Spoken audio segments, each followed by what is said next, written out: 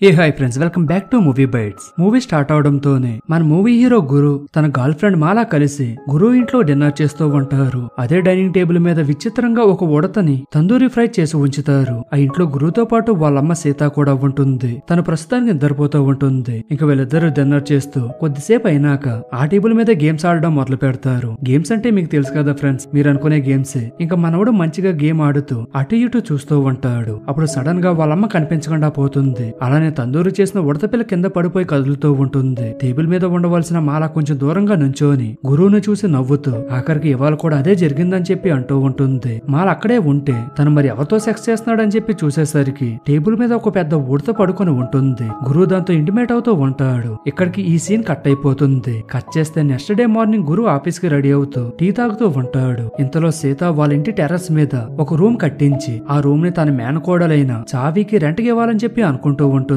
అలా తనతో మాట్లాడుతూ గురువుని తనకి కూడా టీ ఇవ్వమని చెప్పి అడుగుతుంది. కానీ గురువు మాత్రం తనకి పనుందని చెప్పి త్వరగా వెళ్ళిపోవాలని సీతతో గొడవపడి అక్కడి నుంచి వెళ్ళిపోతాడు. గురువు ఎవరికి తెలియకుండా కొంత డబ్బు దాచుకుంటూ ఉంటాడు. కట్ చేస్తే మనోడు ఆన్లైన్ లో డేటింగ్ యాప్ లో కొత్త అమ్మాయిలతో చాట్ చేస్తూ రోడ్డు మీద ఏ అమ్మాయి అందంగా కనిపిస్తే ఆ అమ్మాయిని అలాగే చూస్తూ ఉండిపోతాడు. ఇంకా అలా ఆఫీస్ కి వెళ్ళిపోతాడు. మాల కూడా అదే ఆఫీస్ లో పనిచేస్తూ తనని చూసి నవ్వుతూ ఉంటుంది. ఇంకేముంది మనోడు మళ్ళీ తనతో స్టెప్స్ మీద గేమ్ ఆడడం మొదలు పెడతాడు. కొద్దిసేపటికి మాల అక్కడి నుంచి వెళ్ళిపోతుంది. అదే రోజు ఈవినింగ్ గురువు తన మరదలు చావీకి ఒక అన్నోన్ నెంబర్ నుంచి కాల్ చేసి వాళ్ళ ఇంట్లోకి రెంటకి రావద్దని, అలా వస్తే తన్ని ఊరికే వరలని చెప్పి బ్లాక్ మెయిల్ చేద్దాం అనుకుంటాడు. కానీ చావీ మాత్రం కాల్ చేసింది గురువే అని చెప్పి కనిపెట్టేసి ఇంకొకసారి ఇలా చేస్తే పోలీసులకి కంప్లైంట్ ఇస్తానని చెప్పి అంటుంది. అలానే తను కాల్ చేసిన విషయం వాళ్ళ అమ్మ సీతాకి కూడా చెబుతుంది. గురు ఆఫీస్ నుంచి ఇంటికి వచ్చే టైంలో తన మైండ్ లో మాలా వాయిస్ వినిపిస్తూ బాత్రూమ్ లో పెనైల్ బాటిల్ తాగడం బెటర్ అని చెప్పి చెబుతూ ఉంటుంది. ఇంకా గురు ఇంటికి వెళ్లి ఆ పెనైల్ బాటిల్ తీసుకుని బయటకు వస్తూ ఉంటాడు. ఇంతలో సీత తన దగ్గరకు వచ్చి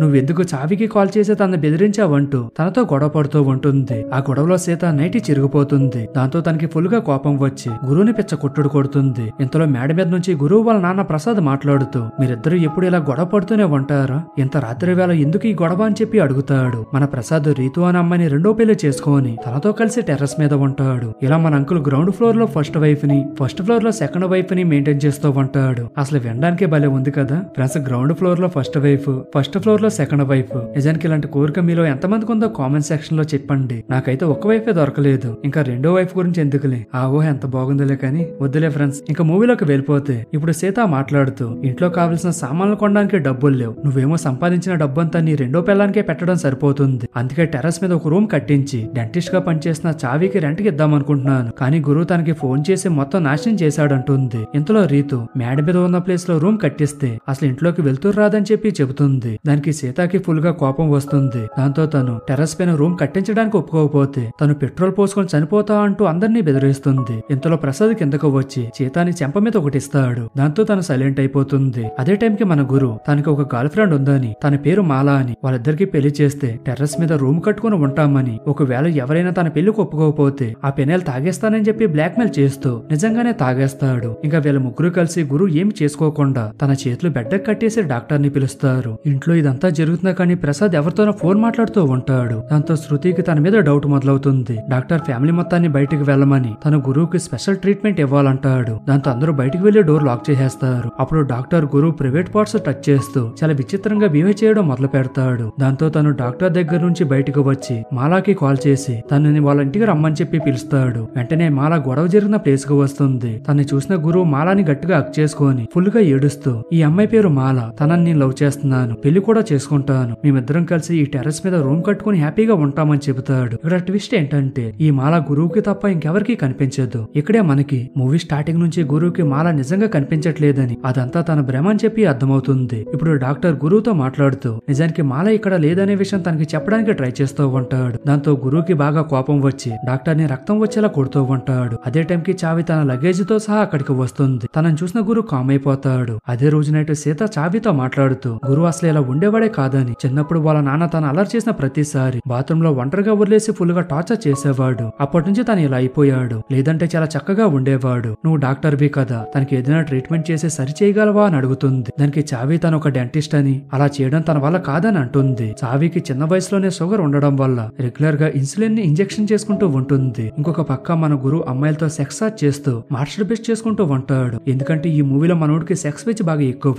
దానివల్లే మాల కూడా తనతో సెక్స్ చేస్తున్నట్టుగా గా ఇమాజినేషన్ చేసుకుంటూ ఉండేవాడు. నెక్స్ట్ డే మార్నింగ్ తను రోజులాగానే లేచి ఆఫీస్ కి వెళ్తూ ఉంటాడు. కానీ డోర్ లాక్ చేసి ఉంటుంది. ఇప్పుడు సీత గురువుతో మాట్లాడుతూ చావిని కూడా తనతో తీసుకువెళ్తేనే లాక్ ఓపెన్ చేస్తానని చెప్పి కండిషన్ పెడుతుంది. ఇంకా చేసేదేమీ లేక గురు చావిని కూడా తీసుకొని అశోక్ కన్స్ట్రక్షన్స్ అనే ఆఫీస్ కి వెళ్లి వాళ్ళ ఇంటి టెర్రస్ మీద ఒక రూమ్ కట్టడానికి అడ్వాన్స్ ఇవ్వడానికి రెడీ అవుతూ ఉంటాడు. ఒక రూమ్ కట్టడానికి అవుతున్న మనీ కంటే బిల్లర్ ఎక్కువ డబ్బులు అడగడంతో చావి తనతో కొంచెం హార్ష్ గా మాట్లాడుతుంది. గురువుని కూడా బిల్లర్ కి అడ్వాన్స్ ఇవ్వకుండా ఆపడానికి ట్రై చేస్తుంది. కానీ తను మాత్రం చావి మీద కోప్పడుతూ ఇది నా పర్సనల్ మ్యాటర్, దీంట్లో నువ్వు వేలు పెట్టద్దంటూ తన మీద అరుస్తాడు. ఇదంతా వింటున్న బిల్లర్ గురువుతో మాట్లాడుతూ ఈ రూమ్ కట్టడం మీ ఫ్యామిలీ అందరికి ఇష్టం లేదనుకుంటా, మీరింకా దాని గురించి మర్చిపోయి ఇక్కడ నుంచి వెళ్ళిపోండి అని చెప్పి అంటాడు. అదే రోజు నైట్ ప్రసాద్ మీద డౌట్ తో రీతు తన ఫోన్ చెక్ చేస్తుంది. ఇక్కడే మన ప్రసాద్ సీత రీతునే కాకుండా ప్రియా అని ఇంకొక అమ్మాయితో కూడా అఫైర్ మెయింటైన్ చేస్తుంటాడు. ఇంకొక పక్క గురు ఆన్లైన్ లో ఒక అమ్మాయితో చాట్ చేస్తూ ఉంటాడు. అలా ఆ మాటల మధ్యలో ఆ అమ్మాయి నెక్స్ట్ డే కాఫీ షాప్ లో కలుస్తానని తనని గుర్తుపట్టడానికి blue jeans and grey shirt వేసుకుని రమ్మని చెబుతుంది. గురు తను చెప్పినట్టుగానే కాఫీ షాప్ కు వెళ్లి వెయిట్ చేస్తూ ఉంటాడు. ఇంతలో ఒక అందమైన అమ్మాయి అక్కడికి వస్తుంది. గురు తనతో చాట్ చేసింది ఆ అమ్మాయి అనుకోని తన్ని అదే పనిగా చూస్తూ ఉంటాడు. ఆ అమ్మాయి కూడా కొద్దిసేపు గురువునే గమనిస్తూ తను నచ్చక అక్కడి నుంచి వెళ్ళిపోతుంది. ఇంకా గురువు కూడా ఇంటికి వచ్చి తను చూడడానికి అందంగా లేడని,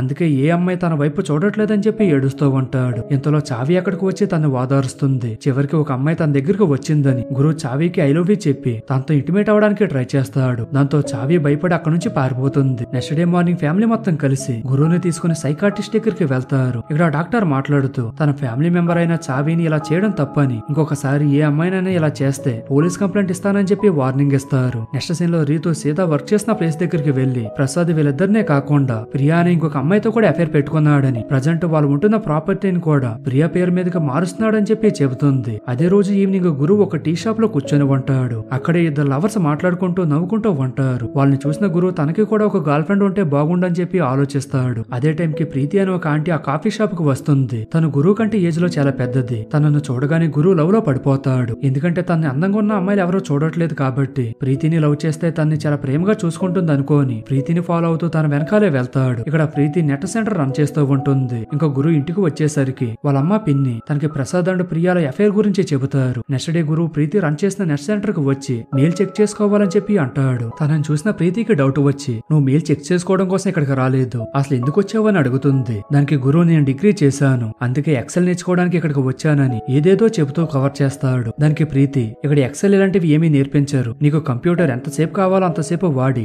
ఇక్కడ నుంచి వెళ్ళిపో అని చెప్పి అంటుంది. కట్ చేస్తే గురువు ఫ్యామిలీ మొత్తం ప్రియా వాళ్ళ ఇంటికి వెళ్లి ప్రసాద్ కి ఆల్రెడీ 2 పెళ్లిళ్ళు అయ్యాయని తన కూడా మోసం చేస్తున్నాడని చెప్పి నిజం చెప్పేస్తారు. అదే రోజు గురువు మళ్ళా ప్రీతి దగ్గరికి వెళ్తాడు. తనకు ఒక మంచి గిఫ్ట్ ఇచ్చి ప్రపోజ్ కూడా చేసేస్తాడు. దాంతో ప్రీతి తన్ని నీ ఏజ్ ఎంత అని అడుగుతుంది. దానికి గురువు 26 అని చెప్పి చెబుతాడు. ఇప్పుడు ప్రీతి నేను నీకంటే చాలా పెద్దదాన్ని, మరి నువ్వు నన్ను ప్రేమించడం పర్వాలేదా అని అడుగుతుంది. గురువు ఏమీ మాట్లాడకుండా తన్నే చూస్తూ ఉంటాడు. అలా వాళ్ళిద్దరు కలిసి నెట్ సెంటర్ లో ప్రీతి ఉంటున్న రూమ్ లోకి వెళ్లి ఇంటిమేట్ అవుతారు. అదే రూమ్ లో గురువు ఒక పెద్దాయన ఫోటో చూసి ప్రీతిని తను ఎవరు మీ నాన్నగారా అని చెప్పి అడుగుతాడు. దానికి ప్రీతి అతను నా సెకండ్ హస్బెండ్ అని, రీసెంట్ గా హార్ట్ అటాక్ వచ్చి చనిపోయాడని, ఆ టైంలో ఈ నెట్ సెంటర్ తన పేరు మీద రాసేశాడని చెబుతుంది. కట్ చేస్తే సీత రీతు ఇద్దరు కలిసి ప్రసాద్ మీద అరుస్తూ మీకు మేమిద్దరం కాకుండా ఇంకొక పిల్లం కూడా కావాల్సి వచ్చిందా అంటూ తన మీద కోప్పడతారు. మన ప్రసాద్ అలాంటిదేమీ లేదంటూ కవర్ చేయడానికి ఎంత ట్రై చేసినా లాస్ట్ కి వాళ్ళిద్దరికి దొరికిపోతాడు. దాంతో తను మళ్ళీ ప్రియా దగ్గరికి వెళ్ళనని చెప్పి అందరికీ మాటిస్తాడు. అదే రోజు గురు మాలా తన దగ్గర నుంచి దాక్కుంటున్నట్టుగా కలకంటూ ఉంటాడు. అదే టైం కి తను ప్రీతి షాప్ లో ఉంటాడు. వీళ్ళిద్దరూ నిద్ర లేచేసరికి ఎవరో షాప్ మొత్తం పెట్రోల్ పోసి తగలిపెట్టేస్తారు. దాంతో గురువు ప్రీతిని వాళ్ళ గురించి అడుగుతాడు. దానికి ప్రీతి వాళ్ళు తన రెండో భర్త పిల్లలని, వాళ్ళకి తన షాప్ రన్ చేయడం ఇష్టం లేదని, అందుకే ఇలా చేస్తున్నారని చెబుతుంది. గురువు కూడా తనకి మాల కనిపిస్తుందనే విషయం ప్రీతికి చెప్పేస్తాడు. అలానే తర్వాత రోజు ప్రీతిని వాళ్ళ ఇంటికి తీసుకువెళ్లి తనని పెళ్లి చేసుకునే టెర్రస్ మీద రూమ్ కట్టుకొని వీళ్ళిద్దరు హ్యాపీగా ఉంటామని అంటాడు. ఇంట్లో అందరూ దానికి ఒప్పుకుంటారు. తర్వాత ప్రసాద్ గురువు ప్రీతి కలిసి మళ్ళా అశోక్ కన్స్ట్రక్షన్స్ కి వెళ్లి వాళ్ళ హౌస్ ని పూర్తిగా పడగొట్టి 2 ఫ్లోర్స్ కన్స్ట్రక్షన్ చేసిన కంపెనీకి ఇచ్చి 7 lakhs కూడా ఇస్తామని చెప్పి మేనేజర్ కి ఆఫర్ ఇస్తారు. మేనేజర్ కూడా దానికి సరే అని ఒప్పుకుంటాడు. అలా కొద్ది రోజుల్లో వాళ్ళ హౌస్ మొత్తం కంప్లీట్ అయిపోతుంది. ఇంకా ఫ్యామిలీ మొత్తం మంచిగా పూజలు చేసుకుని ఇంట్లోకి వెళ్ళిపోతారు. గురు ప్రీతి కూడా పెళ్లి చేసుకుని సంతోషంగా ఉంటారు. కట్ చేస్తే లాస్ట్ సీన్ లో గురు ఒక కన్స్ట్రక్షన్ జరుగుతున్న బిల్డింగ్ లోకి వెళ్తాడు. అక్కడ మాలా మాట్లాడుతూ అందరికీ ఇలాగే జరుగుతుంది, నీకు కూడా అదే జరిగిందని చెప్పి అంటుంది. అలా ఈ మూవీ ఎండ్ అవుతుంది. ఫ్రెండ్స్ ఈ మూవీ అయితే కొంచెం కన్ఫ్యూజింగ్ గా ఉంది కదా, మేబీ దీనికి పార్ట్ 2 కూడా ఉండొచ్చేమో, చూద్దాం మరి. సో ఇది ఫ్రెండ్ ఇవాళ ఎక్స్ప్లెనేషన్. ఈ మూవీ పైన మీ ఒపీనియన్ ఏంటో కామెంట్ సెక్షన్ లో చెప్పండి. అండ్ అలాగే ఈ వీడియో కూడా మీకు నచ్చినట్టయితే వీడియోని లైక్ చేసి మీ ఫ్రెండ్స్ అండ్ ఫ్యామిలీ మెంబర్స్ కూడా షేర్ చేయడం మర్చిపోకండి. Thank you friends. జై హింద్.